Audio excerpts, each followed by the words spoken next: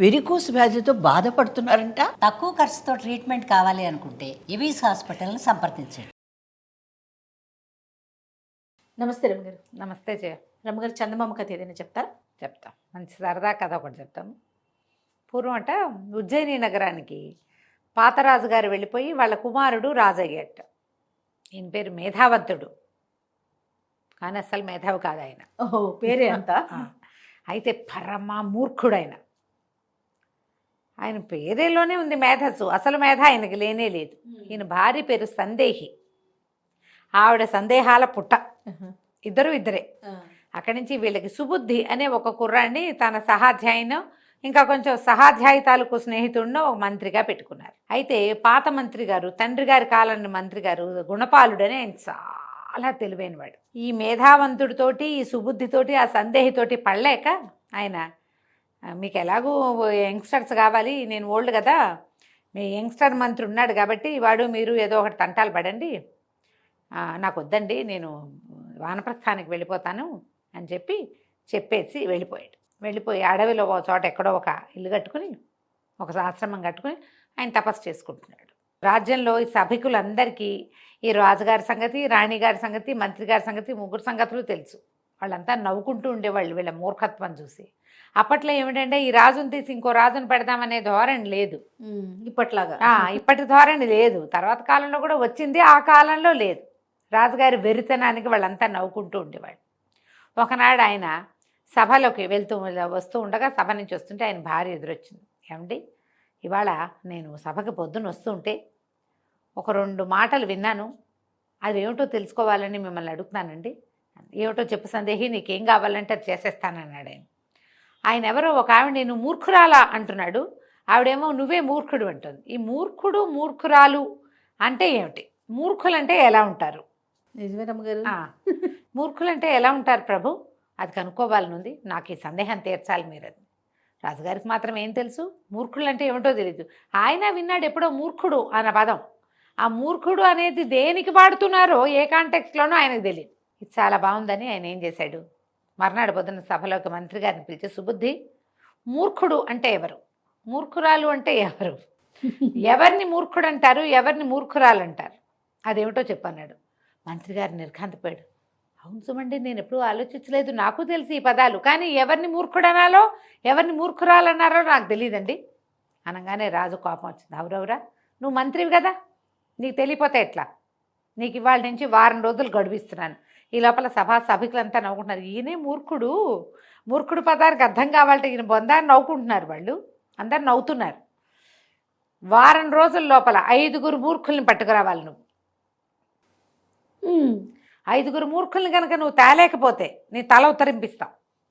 ఇలాగే రాజుగారి మూర్ఖత్వానికి అందరికీ నవ్వొచ్చింది. తను చేస్తున్నది ఏమిటో రాజుకి అవగాహన లేదు, ఆయనకి ఏ తోస్తే అది అనేస్తాడు అంతే. ఇంకా సుబుద్ధి తెల్లపోయాడు. అయ్యే బాబు, ఇంకేముంది, వారం తిరిగేసరికి తల ఉత్తరించబడుతుంది. ఇప్పుడు మూర్ఖుడు అనేవాడు ఎక్కడుంటాడో తెలియదు మనకి. ఆ మూర్ఖుడు ఒక పేరో, ఒక లక్షణమో, ఒక జాతో ఏమిటో తెలియదు. ఏం చేయాలి? పాత మంత్రి గారు అయితే ఇట్లాంటిగా మాటలు ఏమైనా అయితే క్షణాల్లో తీర్చేవాడు, మనకి రావు, మనకేమో ఇట్లాంటివి తెలివి, ఎట్లాగాని ఆలోచించాడు. ఇప్పుడు తట్టింది. సరే, పాత మంత్రి గారు అడవిలో ఉన్నాడు కదా, పోయి ఆయన దగ్గరికి వెళ్దామని మర్నాడు పొద్దున్నే గుర్రం వేసుకుని అడవంతా గుర్రం తోలుకుంటూ పోయి ఆ మంత్రి గారి ఆశ్రమానికి వెళ్ళాడు. వెళ్ళి దండాలు పెట్టాడు, కుశలం కనుక్కున్నాడు. ఏమినైనా ఇలా వచ్చావంటే, మూర్ఖుడు మూర్ఖురాలు అంటే ఏమిటి, వాళ్ళు ఎలా ఉంటారు, వాళ్ళు ఎక్కడుంటారు, 5 మూర్ఖుల్ని పట్టుకొస్తే కానీ కుదరదండి, లేకపోతే నా మెడ ఉత్తరిచ్చేస్తారు రాజుగారు అనగానే ఈయనకు అనిపించింది, ఏం పిచ్చి వీళ్ళకి, సరే పద నేను కూడా వస్తాను, రాజ్యానికి వెళ్దాం, దారిలో మనకు ఎవరైనా కనపడతారు వాళ్ళని తీసుకెళ్దాం అని చెప్పాడు. వీళ్ళిద్దరూ మళ్ళీ వెనక్కి రావటం మొదలుపెట్టారు. ఊళ్ళు దాటి వస్తారు కదా, ఒక ఊరు దాటుతుంటే ఓ చోట ఓ ఇల్లు తగలబెడతాం, ఓ పక్కన అంటుకుంది. ఆ ఇంటి ఆయన ఆ చమురు తీసి ఇంకో పక్కన పోస్తున్నాడు, నూనె పోస్తున్నాడు ఇంకో పక్కన. నాకు అర్థం కాలేదు, ఇల్లు వాడే తగలబెట్టుకుంటున్నాడు ఏమిట్రా అని.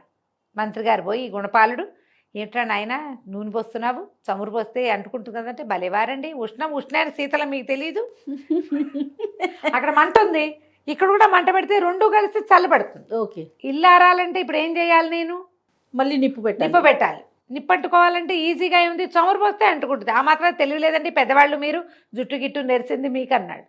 ఈయన అన్నాడు, ఆహా నీ తెలివి ఎంత గొప్ప తెలివిరా నాయన, మాతో రా రాజుగారి దగ్గరికి, నీకు బహుమతి ఇప్పిస్తాను, ఇల్లు వదిలే, దాని దారిలో అది ఏడుస్తుందిలే, నా వెనకాల పడిరా అని చెప్పి ఆ వాడిని వెంబడి పెట్టుకుని బయలుదేరాడు. ముగ్గురు నడిచిపోతున్నారు. వెళ్ళగా వెళ్ళగా వీళ్ళు ఇంకో చోట కనపడింది. ఒక ఆయన ఒక గట్టు మీద, ఒక వైపు ఒక రోడ్డు మీద ఒక ఇల్లు ఉంది, దాని పక్కనే ఒక బావి ఉంది. దీనికి అంత దూరంలో ఒక బావి కనపడుతుంది. వీళ్ళు దూరం నుంచే చూస్తున్నారు. ఈయన గబగబా బావి దగ్గరికి నడుస్తున్నాడు. టకటక 4 చేతలు చేసి ఒక బిందెలో పోస్తున్నాడు. బిందె ఎత్తుకొచ్చి వాళ్ళ ఇంటి దగ్గర బావిలో పోసుకుంటున్నాడు. ఆ బావిలో నీళ్ళు తెచ్చి ఈ బావిలో పోస్తున్నాడు. 4 సార్లు 5 సార్లు కనపడింది. వీళ్ళు నడిచొస్తుంటేనే బావికి దీనికి నడుస్తున్నాడు. నీళ్లు తెచ్చుకున్నవాడు ఎందులో పోస్తాడు, ఏ తొట్టిలోనో పోసుకోవాలి, బావిలో పోస్తున్నాడు. ఎలా కనపడుతుందంటే ఆ బావి నింపడానికి ఆయన ట్రై చేస్తున్నట్టుగా కనపడుతోంది. దగ్గరికి వెళ్ళాక అడిగాడు మంత్రి గారు, ఏమిటి నాయనా ఏం చేస్తున్నావంటే, మా బావేమో ఎండిపోయిందండి, మరి పై బావి నుంచి నీళ్ళు తెచ్చుకోవాలి, నా భార్య పరమ బద్ధకస్తురాలు, బావి నుంచి నీళ్ళు తేవే అంటే తేదండి, నేను పని ఖాళీగా ఉన్నప్పుడు నేనే తీసుకొచ్చి బావిలో పోసేసుకుంటే సరిపోతుంది కదా అని బావిలో పోసుకుంటున్నానండి అన్నాడు. ఈయన దండం పెట్టాడు, ఆహాహా ఏం తెలివిరా నాయన, మాతో రా రాజ్యానికి, నీకు మంచి బహుమతి ఇప్పిస్తాను రా నాతోటంటే సరే. ఈ మన సుబుద్ధి అడుగుతాడు, కొత్త మంత్రి ఉన్నాడు కదా, కాదండి గురుగారు మనకి ఇద్దరే దొరికారండి మూర్ఖులు, వీళ్ళనే మూర్ఖులు అంటారని చెప్పాడు ఆయన. మనం ఇద్దరినే తీసుకెళ్తాం, రాజుగారు 5గురిని తెమ్మన్నాడు, ఈ ఇద్దరే ఎలా సరిపోతారంటే మనం రాజ్యానికి వెళ్ళాక 3 మంది దొరుకుతారులే బాబు, నువ్వు కంగారు పడకు, పద వెళ్దాం. మొత్తం వాళ్ళే ఉన్నారా? తీసిపోయాడు. రాజుగారి సముఖానికి వెళ్ళారు. వెళ్ళంగానే ఈ రాజు వాళ్ళిద్దరిని చూసి ఏమన్నాడు, సభలోకి వెళ్ళేసరికి, ఏమిటో సుబుద్ధి వచ్చావా, నేను చెప్పిన పని చేసావా, 5గురు మూర్ఖులు తెమ్మంటే ఇద్దరిని తెచ్చావేమిటి, మంత్రి గారు ఉన్నాడు ఈయన కూడా మూర్ఖుడేనా ఏమిటి అన్నాడు. కానీ సభలో అందరూ నవ్వారు గొల్లుమని. నవ్వేసరికల్లా సుబుద్ధి కంగారు పడే, బెబ్బే కాదండి, ఈ 2 మూర్ఖుల్ని కూడా మంత్రి గారే పట్టుకున్నాడండి, ఆయన ఇక్కడ కూడా పట్టిస్తానన్నాడు, ఆయన బాగా చేస్తాడని ఆయన తీసుకొచ్చాను అనేసరికల్లా, ఏమిటి వీళ్ళ మూర్ఖులని వీళ్ళని ఎట్లా నిర్ధారించారు అంటే అప్పుడు వాళ్ళు చేసిన 2 పనులు చెప్పారు పెద్ద మంత్రి గారు. చెప్తే సభాసదులా అందరూ ఉభయ పకాల్మని నవ్వారు, పొట్ట చెక్కలయ్యేలాగా నవ్వారు. నవ్వేసరికల్లా రాజుకు పెద్దగా నచ్చలేదు. కానీ ఏమన్నాడు, ఇద్దరే చూపించారుగా మరి మీరు, మిగిలిన 3 నేను 5గురిని కదా తెమ్మన్నాను అంటే ఈయన అన్నాడు, మూర్ఖులు అంటే ఏమిటి ఎవరు అని అడిగితే, సొంతంగా చేసుకోలేక, సొంతంగా ఆలోచించలేక, అడవిదారి అంచెగుర్రాలకి అడవిదారి దాకా వచ్చి నన్ను సహాయం తెచ్చుకున్నాడు కదా మీ మంత్రి సుబుద్ధి, వాడొక మూర్ఖుడు నెంబర్ 3 అయిందా. అక్కడి నుంచి ఒక మంత్రిని 5గురు మూర్ఖుల్ని బట్టరా, లేకపోతే నీకు తలొత్తరిస్తానని చెప్పారు కదా మీరు, తమరి ఇంకొక మూర్ఖుడు. ఆ తర్వాత మూర్ఖుడు మూర్ఖురాలు అని 2 పదాలు విని అది వాళ్ళ గుణ విశేషం అని తెలుసుకోకుండా అది ఏమిటో కనుక్కోమని మిమ్మల్ని అడిగిన మహారాణి గారు, ఆవిడ ఇంకో మూర్ఖురాలు. ఈ మాటలకి ఒక్కొక్క వాక్యానికి ఒక్కొక్కటి చొప్పున ప్రజలు వేర్రెత్తినట్టు నవ్వారు సభాసదులంతా. మరి అట్లా కాదా నవ్వుతారు మరి. అందరూ నవ్వేసరికల్లా రాజుగారికి అర్థం కాల ఏం చేయాలో. 1 నిమిషం గుటకలు మింగాడు, ఒళ్ళు మండింది, కానీ మెల్లిగా తగ్గి తందే తెలివి తక్కువ తనమని అర్థమయ్యి, అయ్యా అవునండి మేము మూర్ఖులమే, మాకేం తెలియదు, మీరు ఇక్కడే ఉండి మమ్మల్ని దిద్ది, మాతో పాటు మా మంత్రిని కూడా దిద్ది కాస్త మమ్మల్ని దారిలో పెట్టి ఈ రాజ్యాన్ని ముందు తీసుకెళ్ళండి, మీరు ఇంకా వానప్రస్థానికి వెళ్ళొద్దండి అన్నాడు.